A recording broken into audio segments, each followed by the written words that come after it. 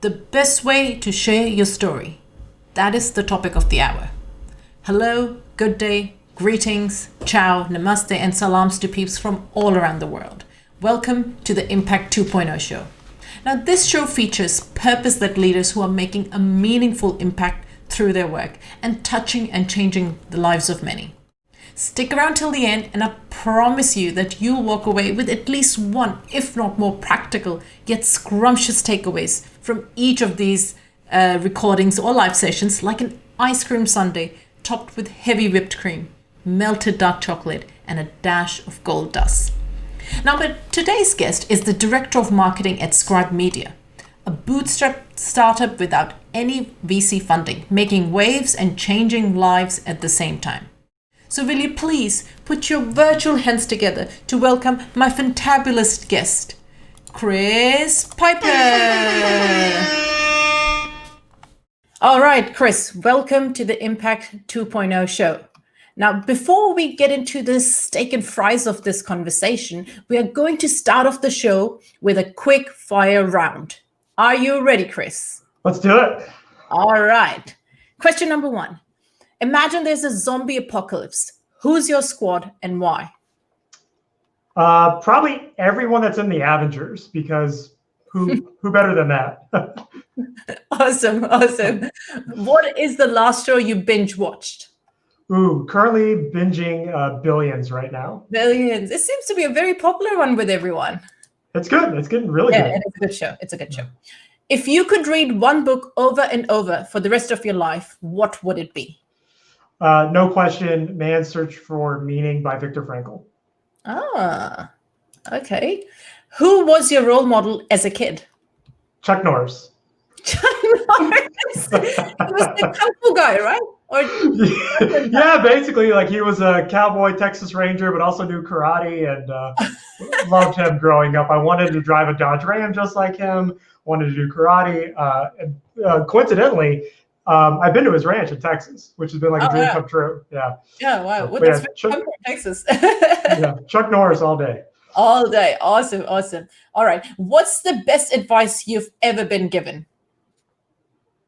Stay positive. Be optimistic. Always. Stay positive, work hard, make it happen. That's it. That's all you got to do every day. That's a brilliant advice. I'm sure everybody could relate to this. All right, so hooray, we did it. And this deserves, I believe, a wiggle and a dance. And I'm not sure because you look too young to have heard of this, but I'm going to play this anyway. We did it! We did it! We did it! Yay! Woo! Hooray! We did it!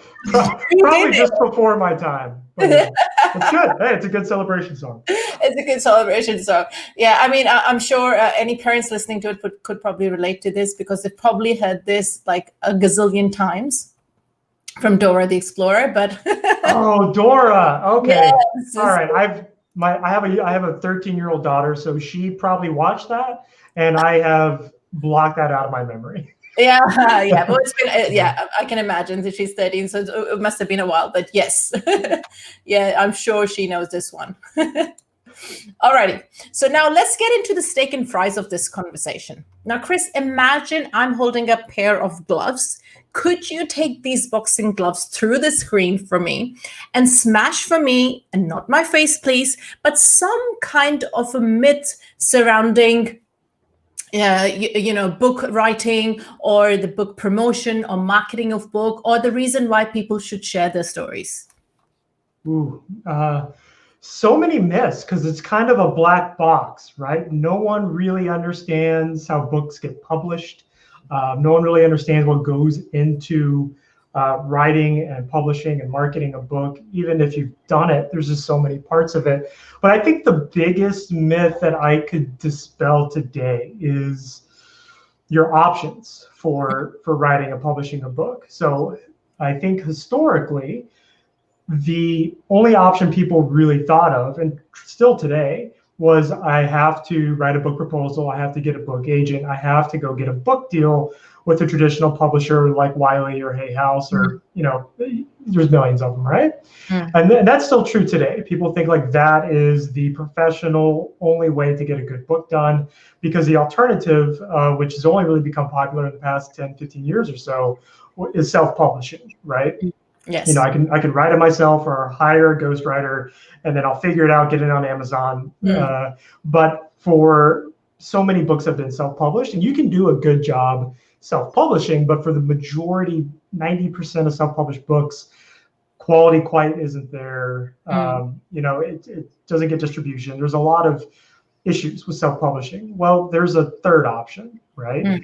And I swear this wasn't a setup just to start plugging what we do in my company, but there truly is like this new-ish third option. And where you don't have to write the book yourself. You don't have to have hands on the keyboard.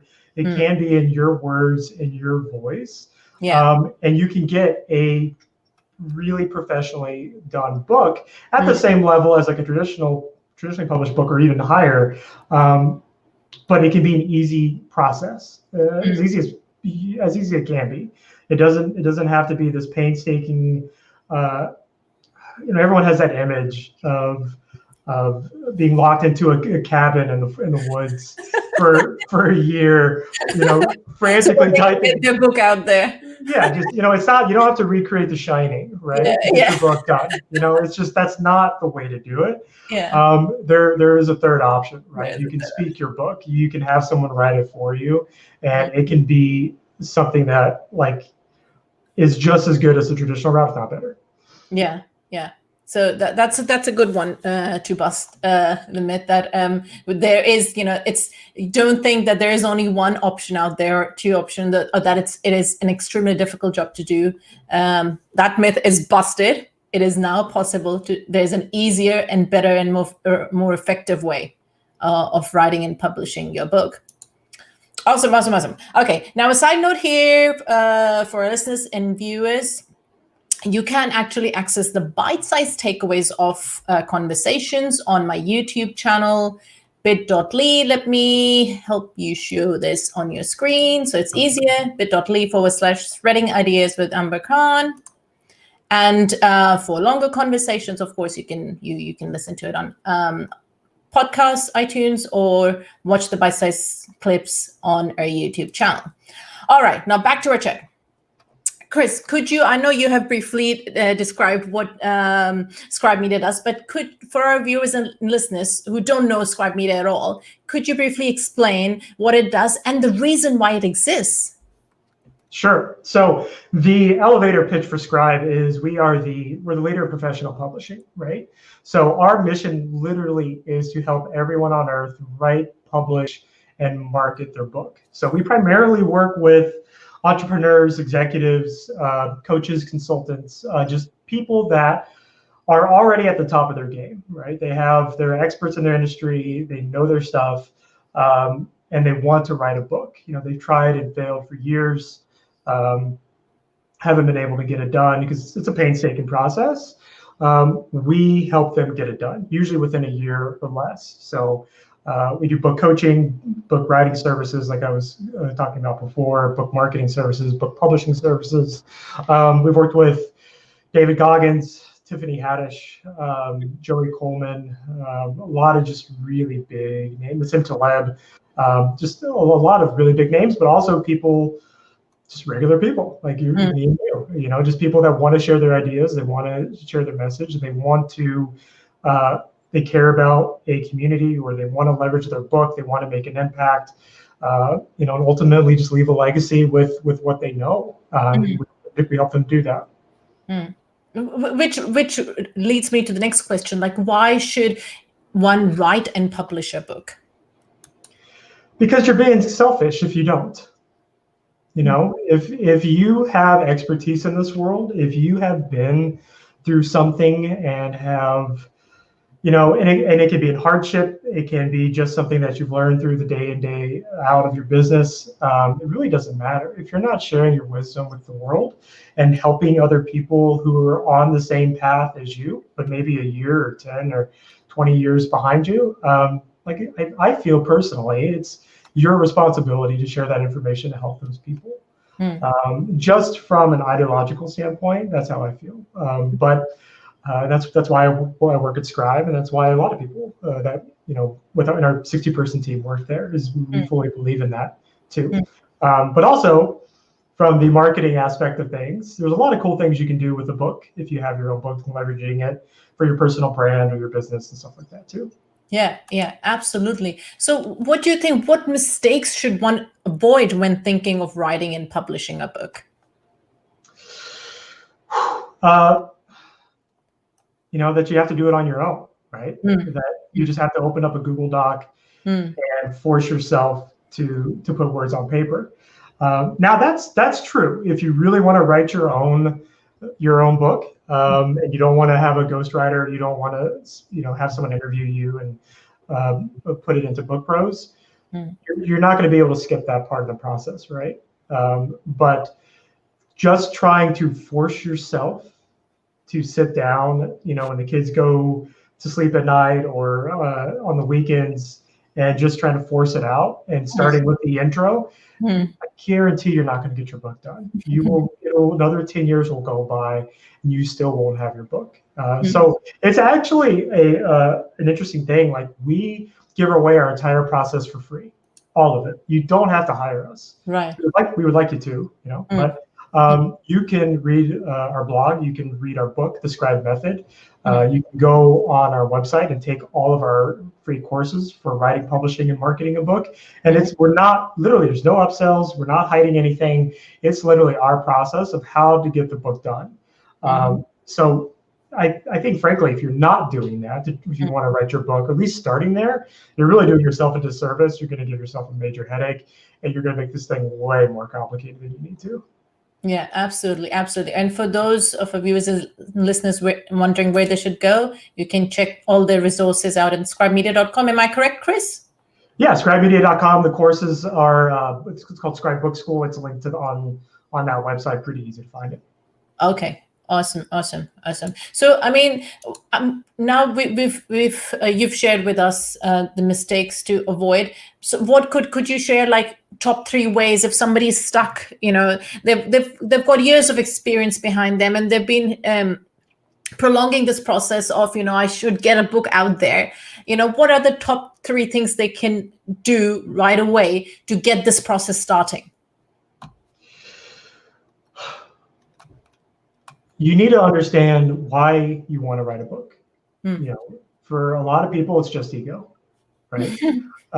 Which, I'm not the ego police. If you want to write a book because you want something on the bookshelf, on your bookshelf, and say that's yours and that's your accomplishment, great, like, do it, right? But there is definitely reasons why you should not write a book, right?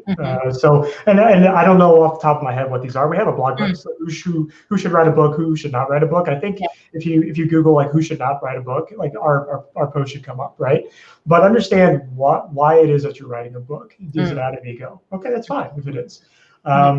Is it just because you want to share your story and you want to write a memoir? Perfect. Is it to build your business? Is it to build a brand? Is it to build confidence? How are you going to leverage the book, right?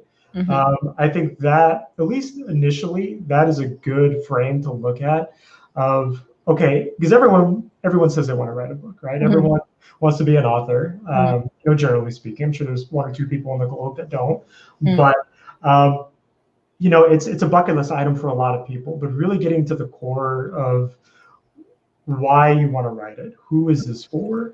Who are you seeking to impact? And how does this play into your life? Because writing a book, even as easy as we make it, it's still at minimum 8 or 9 months of working with us. That's a better part of a year. So it's not a light investment.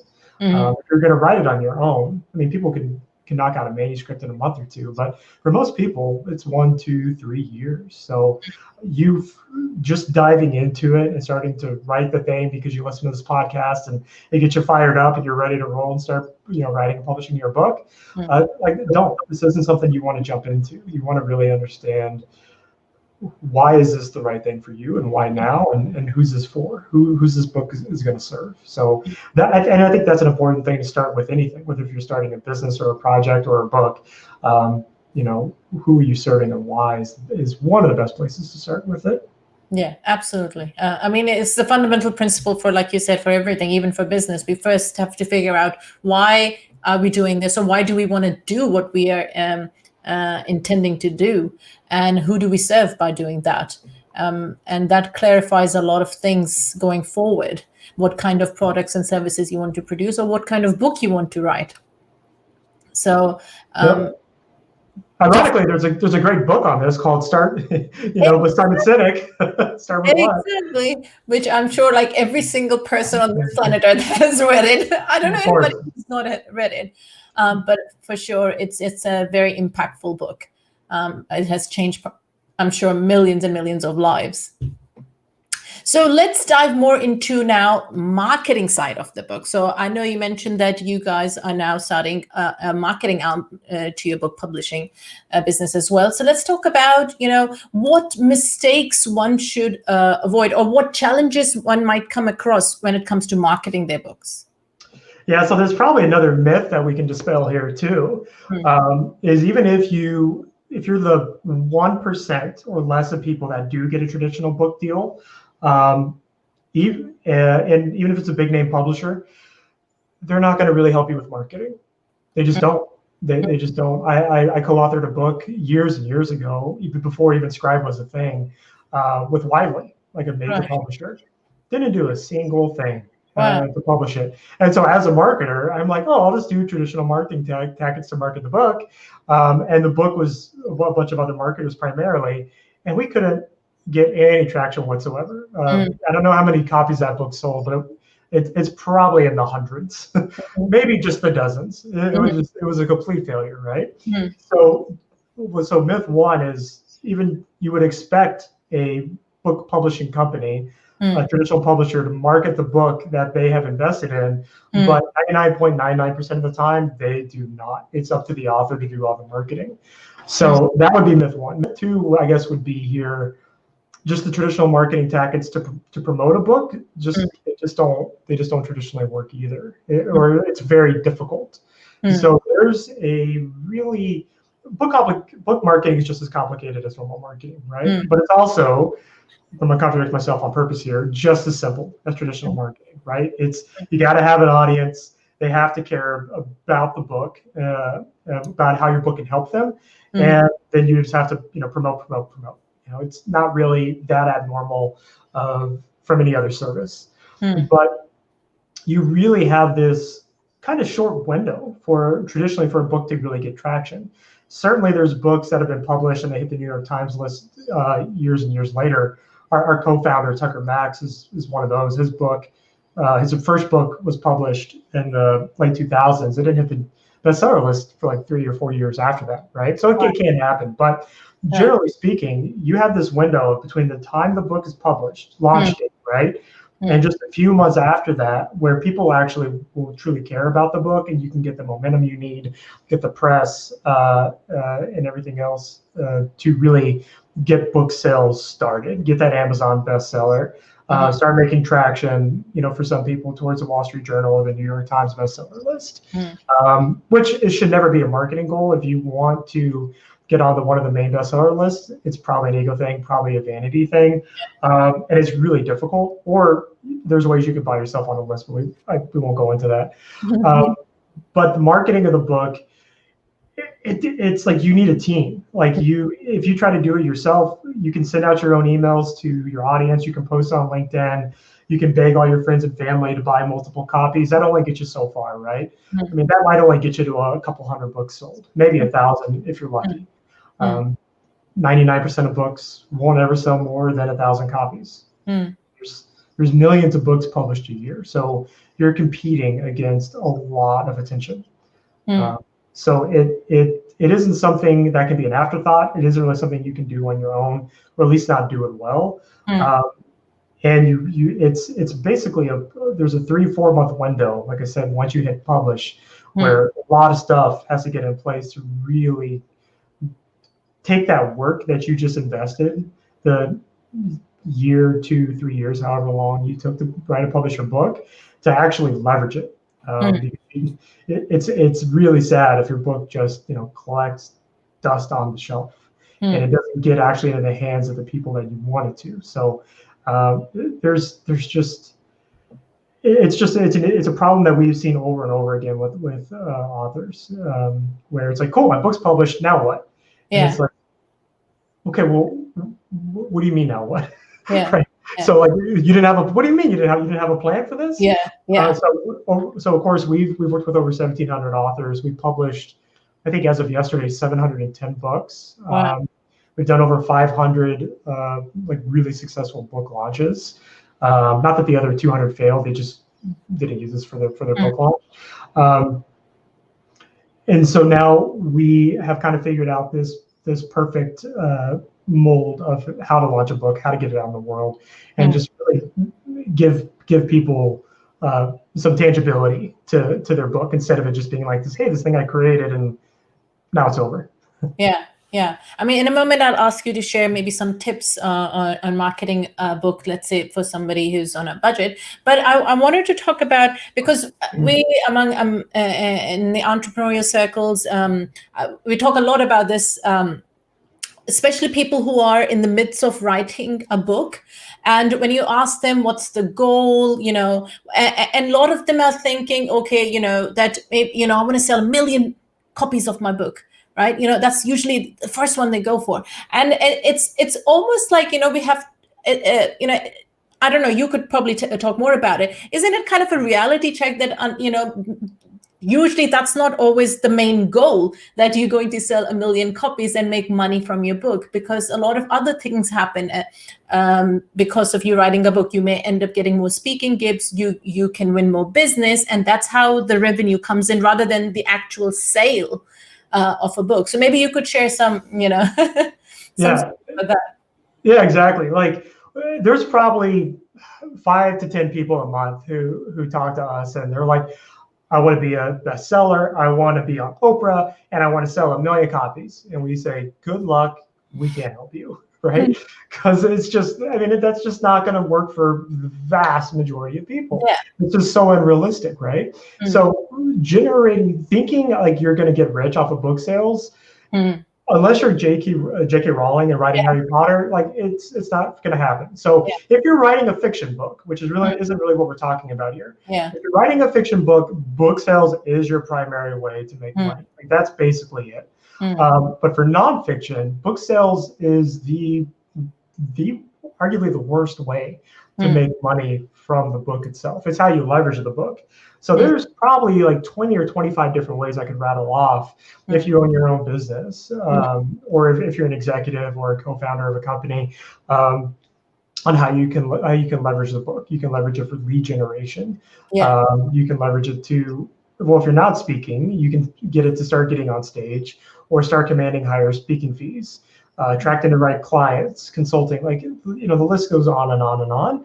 But focusing on book sales is the worst thing to do. There's plenty of authors who probably have never sold more than a few hundred copies, but they've made millions of dollars off of their book. And it's all how they leveraged it. Yes, it's how you leverage it, because it acts as I remember one of my mentors saying this once, that use your book as a business card. This is your new business card. And it made so much sense, because like out of all, if you were to go to let's say a business networking group, and how many people out of those have written a book, imagine you produce that. So much credibility goes with it, so much more business you can win, because they now see you as a credible source in the niche that you're working in. They see you as a person of influence and of credibility, just because you've written a book. So, I believe the benefits go far beyond the actual sale of that book. Of course. Yeah, right, in terms of search engines, right, there's Google, YouTube, and then Amazon, right? Amazon might actually even be bigger than YouTube in terms of people that search. But when you want to learn a topic, for me personally, right, like I'm, at some part of the process, I'm going to Amazon saying, trying to figure out who wrote the book on this, who's the go-to expert, right? So it's like, okay, well, this looks like exactly what I need to learn. It has hundreds of positive reviews. This is the book. This is the person I need to talk to learn this thing, right? Like I just did this with like something I didn't, like a new area of marketing that I wasn't super familiar with. And it wasn't even a question of like, is this guy credible? Is this guy the authority? It's like, he literally wrote the book on it. And this is obviously a phenomenal book, highly reviewed. This is who I'm going to talk to, and this is who I'm going to reach out to see if he does consulting, right? And then, bam, he might have made $10 from me buying his book, but he's going to make 5 figures in consulting fees. That's just how it works. That's how it works. Absolutely, absolutely. And I know that because at my company, RepuposeDen, we work with a lot of authors who have already have already published their books, but a lot of the times that it's just sitting, I call it in the isolated archives of Amazon or somewhere on their website. And of course, it acts as a source of credibility for them if people know them, if people find out about it. But what we help them do is basically use the content from their book and repurpose it for social media, so that the idea is not obviously to drive more traffic to their book sales, which it can happen, and they may sell a few more books. But the point is that they've already got content sitting. They're just sitting on a mountain of content, and it's just that they've not utilized it properly. Squeezed every juice out of it, using it on social media, so that more and more people get to know about the work that they're actually doing. So, which brings me up to about marketing tips. That how do you suggest maybe the top 3 ways of marketing a book, especially for those who maybe are on a budget or maybe thinking they want to do this on their own, or even if they were to use somebody else's help or support in this, how should they go about doing this? Ooh, honestly, I'm probably not the best person to answer this. I need my author marketing strategist to jump in here. But there's probably a few main things. If you're on a budget, you don't want to do like the massive book launch or just can't afford to get the team around you to do that. There's definitely the best thing you can do, right, is don't sell unapologetically. And what I mean by that is, people usually go 1 or 2 paths when they publish a book. They either under leverage it, or they go over the edge, right? And they start promoting the book just in incorrect ways, right? So I think as soon as you become an author, right, that has to be part of your identity. You are the author. So this needs to be next to your name everywhere you go. It needs to be in the title of your LinkedIn page, your whole LinkedIn, like your personal page, needs to be about you being the author and the speaker and the owner of whatever company you're the owner of. You should be, give the book away for free, give the PDF away. You're trying to share your knowledge, right? And people hate reading PDFs. So if your information is good, they're going to buy the book anyway or get the audiobook or whatever. So there's that part of it. People have to know you have the book, right? So whether it's on your LinkedIn or your website or your email signature, like that's pretty basic stuff, but you'd be surprised how many people just completely overlook that part. Then I think the other kind of really important thing here, which is so easy nowadays too, is just media. And I think that's the largest thing that we preach and that we do when we launch our own book or when we launch our author's books. It doesn't make sense to try to go after like really huge name podcasts. Get after the more niche podcasts that has the audience that you're seeking to serve.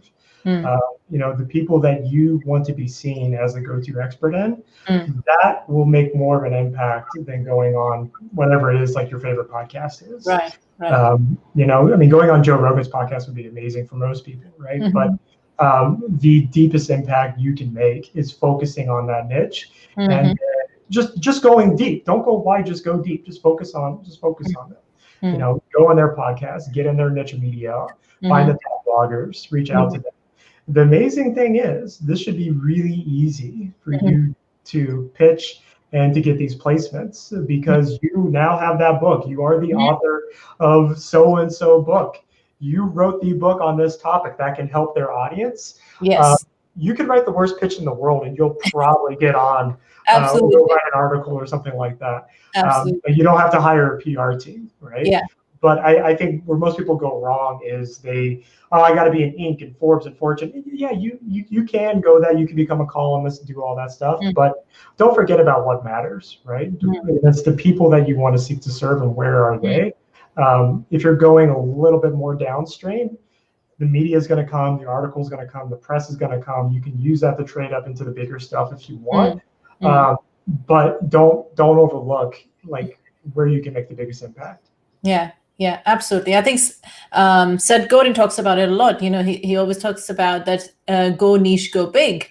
And even if somebody has an audience of just 1,000 people, but they are the exact audience you've written this book for. Imagine going in front of them, doing a live with them, or an interview with them.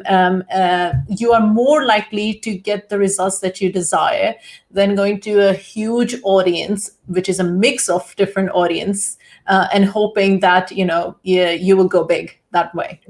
Exactly. I mean, it's so obvious now, but one of my favorite articles on marketing is Kevin Kelly's 1,000 True Fans. Yeah. So I mean, if you can create 1,000 true raving fans, and they buy your book, then they buy your course, and then they hire you for consulting, they get you to speak at your conferences. I mean, you just built a $1 to $3 million business. But I mean, you gotta focus on the audience. Yeah. Focus on the audience, and focus on your area of expertise and who's got that audience. That would be the best way to market it. Yeah, awesome. That's a great advice. All right, Chris.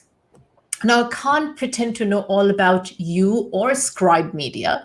What should I ask you that I didn't know enough to ask? Ooh, oh man. It's like an onion. There's so many layers that we could peel back here. I don't know which way to go. Maybe new projects that you yourself personally or Scribe Media is working on, behind the scenes stuff we don't know about. Well, I mean, I guess I'll share a story, right? Yeah. So like everyone, this year has been a little bit different than what we planned when we did our annual planning in December or January. So we obviously, like most people, threw out our playbook in March. The quarterly goals, whether if you use OKRs or WIGs or whatever, it didn't matter. Those were getting thrown out for most people. We were able to make a big pivot, and we've had a really phenomenal year because of it. As a company, we're a little tiny startup, 60 people. We're doing 8 figures in revenue, no VCs, no loans, no debt. We're truly the definition of bootstrapped, intentionally. We do that on purpose. So it was scary for us. And what was the pivot? What'd you say? What was the pivot? I'm getting to that. I'm building up to it. Sorry. So our CEO had to become a wartime CEO. As leading the marketing team, I had to become the wartime marketer. So, we cut down ad budgets to literally zero. Our lead flow dropped down. And so it was like, what do we do? Like a lot of people, just the uncertainty in March, at least in America in March. I know you're in the UK. I don't know exactly when it hit the UK, but we really just thought about what would we want if we were on the other side of this, and we would say, well, everyone's at home, they're not traveling, they're not going to conferences, most places are locked down. Oh, people are probably going to write their books, because it's like, what else is their excuse? So we just decided to do that. So the big pivot was, we did I can't remember now, but in March and April, we did it twice. We did a multiple day, 2-3 days, 8 hours a day, where we got the co-founders, the marketing team, our senior editors, everyone on a Zoom. We had like 10,000 people sign up, and we taught them literally our entire process. Oh, wow. And thousands of people started to write their book. Wow. And as a result, I mean, thousands of them will never finish, hundreds of them will never finish. Most of them won't ever work with us. But April, May, June, July, we had some of the biggest sales months in company history. Wow. And I think that was a direct indicator of literally, we didn't even have a plan to sell anything. Yeah. Like we workshop was done. We're like, okay, good luck. If you need help, go to our website, check out the recorded courses if you want to revisit it, that sort of thing. But there was no tactic, there was no way. We were just like, it's just going to be a brand play. Well, I mean, that brand play actually ended up creating 2 new 7-figure service lines for us. And I mean, the leads are up for a reason the rest of the year. And I really think it's because of what we did in Q1 and Q2 of this year of literally just giving everything away for free. Not doing upsells, not trying to pitch people to work with us, just legitimately, you have time, we have the knowledge, we're going to teach you how to write your book so you can leverage this time and make it a live time instead of just, dead time binging billions or doing whatever else you do in your free time. I think if more people would have taken that approach, it might have softened the blow a little bit for them. Obviously, we were really kind of found the right thing to do and at the right time and the right moment and took advantage of that. But truly, we just were like, how do we help people? And it's helped our bottom line. Which has helped us. Yeah, absolutely. It worked. I love that because you guys just thought about, how can we go out there and give even more value than what we've been given and help people out. And it just brought so many people. And you didn't think about, oh my God, all these people, can they afford our services? Will they really buy from us? The approach was, okay, let's help them get their books out there. And eventually this is what usually happens. A lot of people realize, okay, I don't think I can do this on my own. I need some help and support. And then they go look for the appropriate companies to work with, and some go on their own. That's okay too. But it's just a brilliant approach. I love this, that thinking of giving value actually brings in the revenue. It's a no-brainer. It's pretty much a no-brainer strategy. Yeah, it is. And it's so much more effective than I'm just going to do a 1-hour webinar. Right? Yeah. It's going to send out an email or do another blog post, right? Yeah. I mean, we just literally, it didn't make sense for us financially to do it. Getting that many people 8 hours a day for 2 or 3 days, like that's a lot of payroll. So how did you do them? Were these like Zoom calls? They would go for hours? How did you do it? Yeah, we literally just promoted it wide and far. And then we just, it was the simplest possible thing. Like we've never done a webinar in our life. We're just like, we use Zoom in our own company. So we're like, does Zoom have a webinar option? I don't even know. turns out they did. So, we bought that. We figured out the tech stuff. And then we threw together some slides, and I mean, we're knowledge experts, so we didn't really have to rehearse or do anything. We just jumped on there and started teaching, and then each day made it better. And there were some issues and problems, came up, but we just took action. As action as quick as we could. Didn't try to plan it out and think about it, because if we would have done that, we would have done this in May or June, and no one would have cared, right? But literally, we went shelter in place. I think my co-founder called me on like Sunday night or Slack me or something, and we were building it that week and launched it. I want to say the week after that, like Tuesday or Wednesday. So it was quick. Like, what can we do now? How are we going to define this time for us? And that's just how it happened. So is this something like you plan to do now on a regular basis, ongoing basis, or was it a one-off thing? Yeah, so we thought we struck gold. So, we did this thing, had thousands of people sign up for it. And so we did it a second time. That was really successful. And so finally in May, June, we're like, okay, we can't do the multi-day thing, over and over again. It's just too much. So we turned it into a 1-day thing and then a half-day thing. Still got a ton of people to sign up for it, but then we at some point you have to return to you answer to the finance team and look at the P&Ls and be like, okay, why are we can't continually keep doing this if it's not, we can't really tie it back to some sort of like revenue generation. So the free thing we stopped doing because just everyone wants to write a book. Thousands of people are getting on, and then we're not really selling them anything on the back end, right? So now what we're doing that is becoming successful is we're just charging like $55 for a week-long challenge of basically we're going to take you through the whole process of getting your book started, like defining the audience, creating the outline, creating your writing schedule, like a whole bunch of other stuff, and then starting out your writing plan. Because getting started and getting the structure, the framework, is the most critical part and what people overlook. So we spend a week with them, like an hour a day, getting that dialed in, and then people go off and write their books. And then we now have like a low cost option that they can opt into if they want, like ongoing coaching with our editors. Or what we're seeing is like they're buying our $18,000 guided author program, which is like a year-long, they go into like a multi-day intensive workshop. They work one-on-one personalized coaching. And so that's been a really easy lead-in way of like, hey, we're going to teach you how to write your book. You're going to start it. You're going to understand how difficult this is. And then if you're truly committed and you have the funds, you're going to work with us. But if not, that's cool too. You can go to Scribe Media school and do it for free. Yeah, absolutely. I think that works wonders because it's the same for us. I mean, in our case, we are happy to teach people actually how to repurpose your content. But what actually happens is a lot of times some people who do it, and if they've got the time, they're happy to do it on their own. Good for them. A lot of the times they realize it's a lot of work.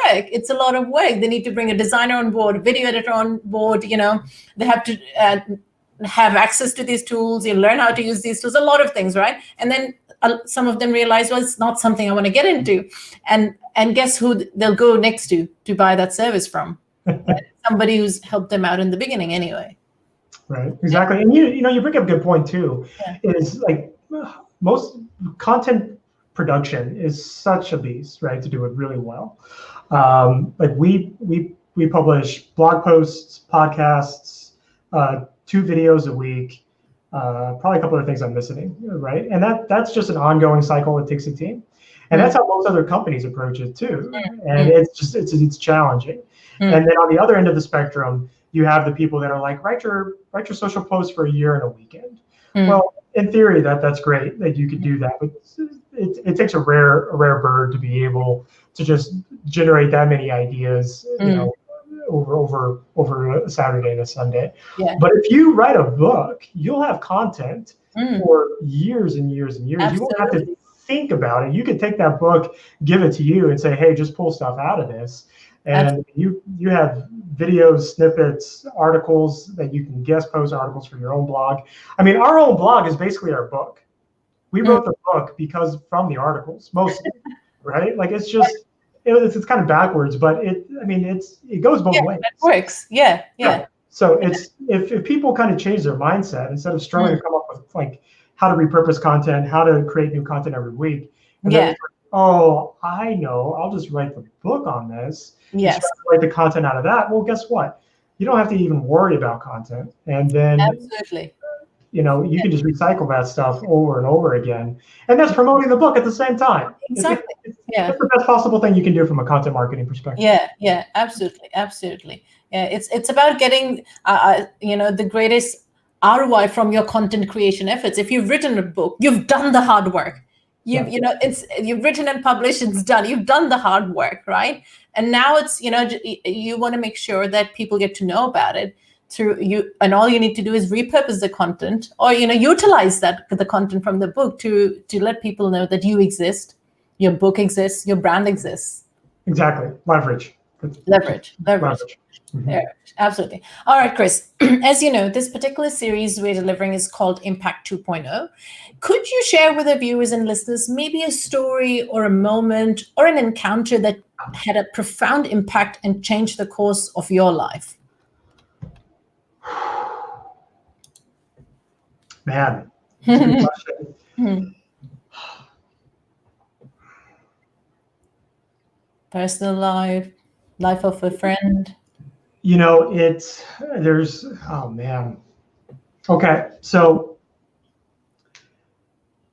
there's so many ways I could go here. There's so many stories. I mean, just the biggest thing I think that comes to mind here for me, and like this is really hard to decide, but the past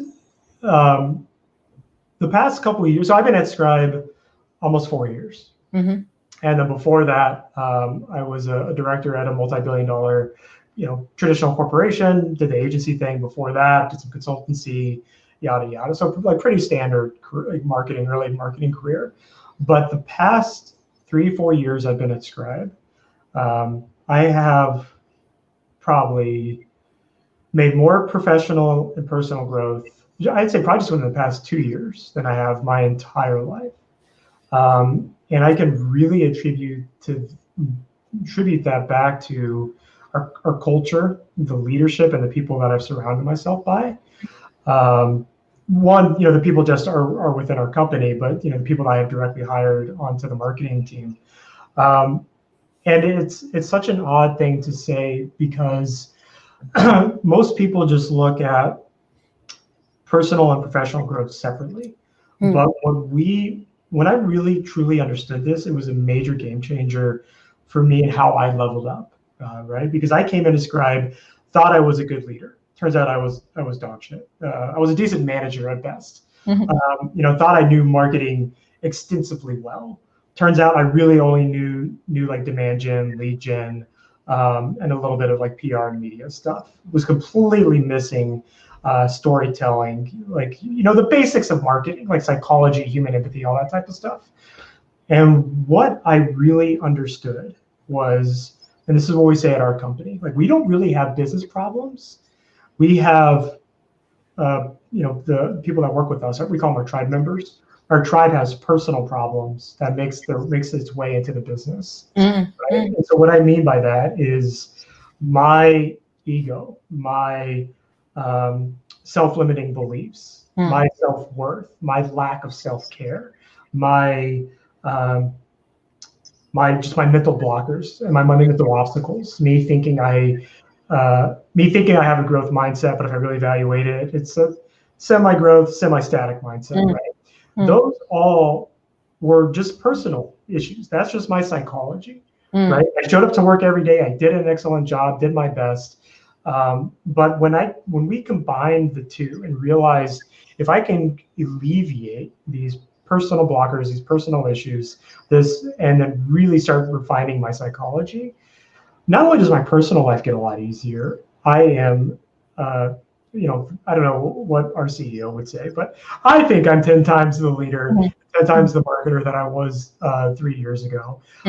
We can see it in the revenue. We can see it with the team. We can see it with the growth of the company, and then I can feel it in myself, in my own, and how I view myself, and how I feel waking up every day, right? So it's really just understanding that even in a lot of companies, and I'll say it again, it's you don't have. I mean, there's business problems, of course.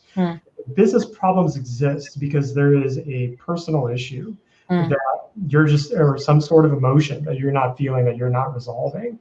And so that's why largely those business problems stay business problems, just because you're not being honest with yourself on why those problems are there. So for me, understanding that was huge in my personal growth, which has translated into the team growth, business growth, revenue growth, and then just continues. Absolutely. I remember talking to Claude Silver from Media, talking about this last week. We did a live together. As you know, she's the chief art officer there, and she talks a lot about leading with empathy.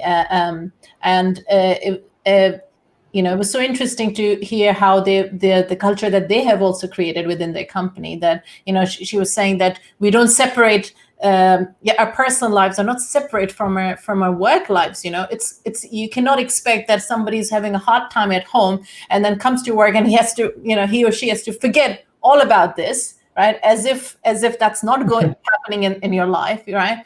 And do the job and then go home and forget about job and then just worry about the other thing. It just doesn't work like that, right? Yeah, it's I mean, it's actually toxic that companies approach it that way. Yeah. Like it's part of our culture Bible, which is public and online, where you have to bring your whole self to work. If and not to say you have to like, hey, guess what, guys? I'm having some marital problems. Like, that's not it, right? Like, if you want to come to work and you want to have that conversation, great. But it's work itself is one, and trying to build an artificial barrier between those things is just damaging to the people. It's damaging to the company. So it's literally part of our culture and the requirement to work at Scribe that you bring your whole self to work. We want all of you, good, the bad, and the in between. We'll help you out where you want support and ask for it. But truly, by us doing that, I mean, we're just getting the best we can out of everyone, and everyone is getting their best selves too. And whether they take that best self and go to some other company, that's great. But so far, majority of people, they stay with us. And we I don't want to turn this into a culture conversation, but I mean, we were named 2018's by Entrepreneur Magazine. Yeah, I saw that. Culture in America, right? And our culture is no BS. It's fundamentally different. It can be an extraordinarily challenging place to work, but if you really want to make the most progress possible in your personal life, in your work life, you as a person have to bring your whole self to work, and then you as the entrepreneur, the company owner, or the chief heart officer, you have to embody that culture. Absolutely. To really support the people. People are always first. People forget. I think too many, unfortunately, CEOs forget that. People is what matters. Profits should always be second. And I believe hopefully in the future we'll see more and more companies embracing that type of culture in their organizations, as proven by those who have adopted it, that it works wonders. It actually helps you not only grow your business, it helps the individuals grow personally and be successful wherever they go. So yes, let's keep our fingers crossed for the future companies. Alrighty. All right, Chris, I know we're coming up towards the end of this fantabulous chat. So before I ask you to share a challenge with the viewers and listeners, I'd like to ask you one more hypothetical question, which is, if you had $100 million to spend on making a meaningful impact in the world, how would you spend it? Good questions. Right now, I would have to sleep on this question a little bit more, but the first thing that comes to mind is it would be donated to MAPS, John Hopkins, for psychedelic research to help people overcome PTSD, treatment-resistant depression, anxiety, all that type of stuff. I think that is going to be the biggest change our generation possibly will see. Is not if, but like when psilocybin and MDMA gets legalized, that is going to help millions and millions of people overcome their treatment-resistant depression, lifelong anxiety. It's going to be amazing. So it's in, I believe, stage 3 clinical trials of the FDA. Psilocybin is right now. So within the next several years, like that should be approved. But I mean, there's all the psychedelics, all the plant medicine. There just needs to be more research. We need to really put every dollar we can towards that to get it just become the norm and have it become accepted and have it be widely acceptable, just to help stop the mental suffering that is completely avoidable, or at least largely avoidable, or not preventable, but it can be fixed for most people. So 100 million would go a long way. Would definitely go a long way, and I love that mission. It would certainly help. It could certainly help millions and millions of people. Now, folks, remember that you can access the bite-sized takeaways of these conversations again on my YouTube channel, which is bit.ly youtube.com/spreading ideas with Amber Khan. And don't forget to please subscribe and hit the bell icon to notify you when those videos are available. All right, it is now the time of the interview for us. And you may be thinking, what? Is it gossip time, or share the fun pickup lines time, or tell an embarrassing joke time? Unfortunately, we are not that type of a show. Not yet anyway. But what it is time for is...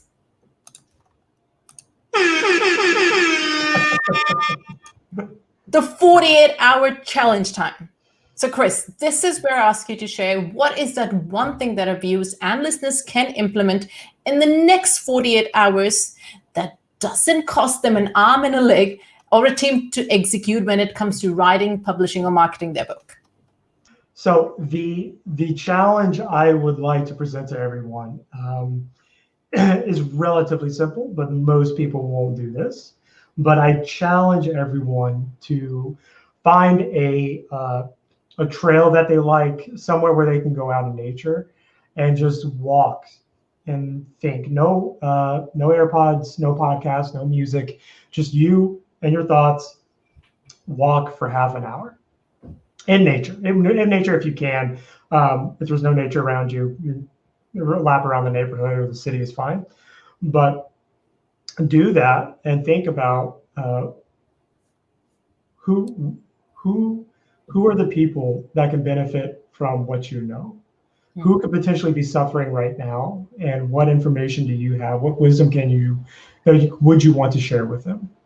Yeah. If you think about your book from that frame, I guarantee writing and publishing your book and getting an email from someone you don't know across the world once your book is published about how you changed your life will be in the top 5 of the most impactful moments in your life.